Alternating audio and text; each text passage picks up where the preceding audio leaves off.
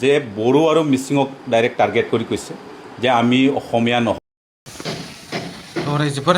नैबे भिडिअखौ नोंसोर गोबां नुबाय नङा होमबा बर' हारिखौ गोबां सुबुंफ्रानो टार्गेट खालामो आरो खनसेबाव टार्गेट खालामबावदों नामा रायजोफोर आसाम साहित्य सभानि आफादगिरि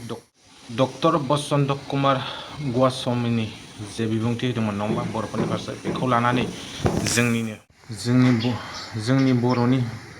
बर' खौसेथि आफादनि आफादगिरि मनरन्जन बसुमतारी बिथाङा फिननाय होफिनदों नङा होमबा रायजोफोर थ' रायजोफोर नोंसोर भिडिअखौ नायलांदो बिथाङा मा फिननाय होफिनगोन नङा होमबा नोंसोर भिडिअखौ मोजां मोनब्ला शेयार खालामना होदो आरो साबस्क्राइब खालामना होदो रायजोफोर भिडिअखौ जोबजासिम नायलां नोंबो बुजिनाय नङा बिथाङा मा फिननाय होफिनगोन नङा होमबा रायजोफोर बर'फोरनि फारसे जे खोथा बुंदोंमोन थ' रायजोफोर भिडिअखौ जोबजासिम नायलां नोंबो बुजिनाय नङा नोंसोर অসম সাহিত্য সভাৰ সভাপতি ডক্টৰ বসন্ত কুমাৰ গোস্বামী দেৱে যিটো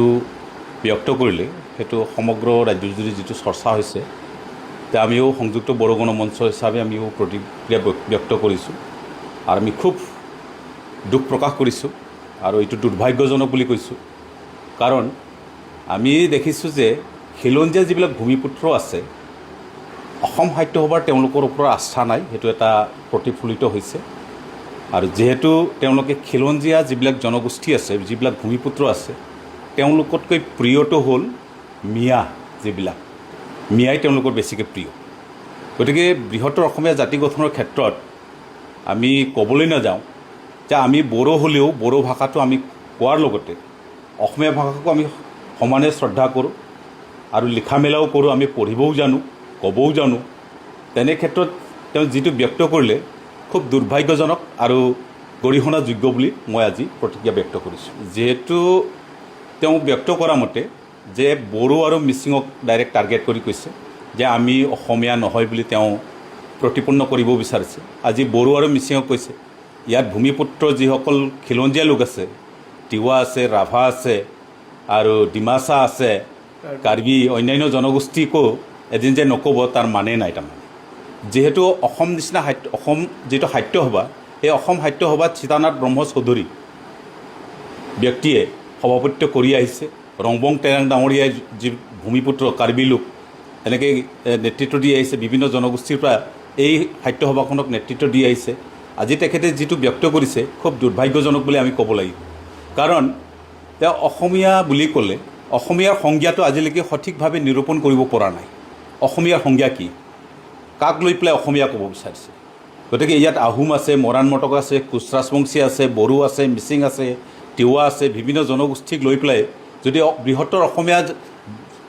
জনগোষ্ঠীটোক বুজাইছে তেনেহ'লে এই ভূমিপুত্ৰসকলক বাদ দি পেলাই তেওঁ অকল মিয়াসকলক লৈ পেলাই যিটো অসমীয়া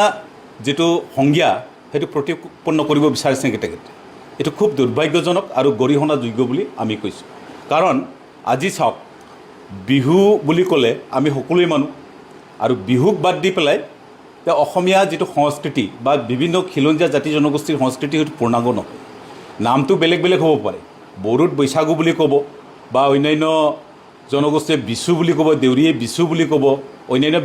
বেলেগ বেলেগ নামাকৰণ কৰিলেও বিষয়বস্তু একেটাই একেটা নেম নীতিৰে একেটা পৰম্পৰা একেটা ৰীতি নীতিক লৈ পেলাই সেই বিহুটো উদযাপন কৰা হয় গতিকে বিহু যদি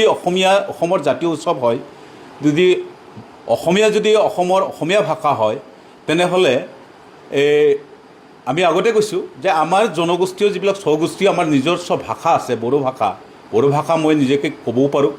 ইয়াৰ লগতে মই অসমীয়াও ক'ব পাৰোঁ লিখিবও পাৰোঁ গতিকে তেওঁ এই ক্ষেত্ৰত যিটো মন্তব্য দিলে খুব দুৰ্ভাগ্যজনক আৰু গৰিহণাযোগ্য বুলি কৈছোঁ আৰু সেইটো আচলতে এজন আমাৰ প্ৰতি যে বিদেশ এটা আছে আমাক যে ভাল নাপায় বুদ্ধিজীৱী মহলে বা কিছুমান বুদ্ধিজীৱী জনজাতিসকলক যে ছাপ্ৰেশ্যন কৰি আহিছে মাজে মাজে সেইটো আজিৰ তাৰিখত যে